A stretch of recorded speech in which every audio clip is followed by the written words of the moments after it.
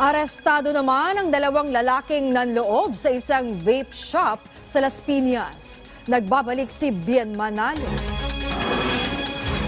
Biyernes ng hating gabi nang pumasok ang dalawang lalaking nakahood at face mask sa isang vape shop sa Las Piñas City. Ang isa, tila may hinuhugot sa kanyang bag. Nakita rin ng dalawa na pumasok sa counter. Tinutukan na pala ng baril ng naka-gray ang staff para magdeklara ng hold up. Hindi na nakita pa sa CCTV ang mga sumunod na pangyayari. Natangay ng mga sospek ang kita ng tindahan na nagkakahalaga ng humigit kumulang 100,000 piso. Nanakaw din ang motorsiklo ng staff na kabibili lang. Dumulog ang staff ng vape shop sa mga pulis kaya mabilis na nalambat si Junrex Tuyor matapos ang 2 araw. When he is about to close the shop, dalawang lalaki na according to our investigation may baril at patalim. Kung saan tinutukan siya at hinold up.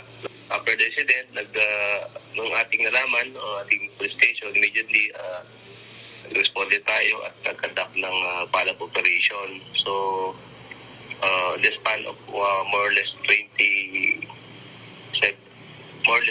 hours, na-identify natin at nakuha yung isang suspect. Ikinanta rin ng sospek ang kinaroroonan ng kanyang kasabwat na si RG Badan. Nakuna ng dashcam ang pag-aabang ng pulis sa isa pang sospek. Makikitang paparating ang target, lula ng ninakaw na motorsiklo. Dito na siya sinundan ng mga pulis at tuluyang naaresto. Siya ang nanutok ng baril sa staff ng vape shop. Batay sa police record, dati nang may kaso ng frustrated murder, theft at illegal possession of firearms si Badan, habang may kasong carrying of deadly weapons si Tuyor. Na-recover sa mga sospek ang ninakaw na motorsiklo, helmet, cellphone at relo.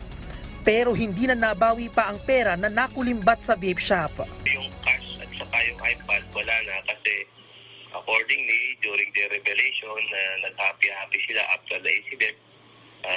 Nag-check-in sila sa hotel, then according din kumodo siya ng mga GRO. So yun, kaya nagamit sila yung pera. Itinanggi naman ng mga sospek ang krimeng nagawa. Hindi ko po alam siya. Hindi po kasama yun.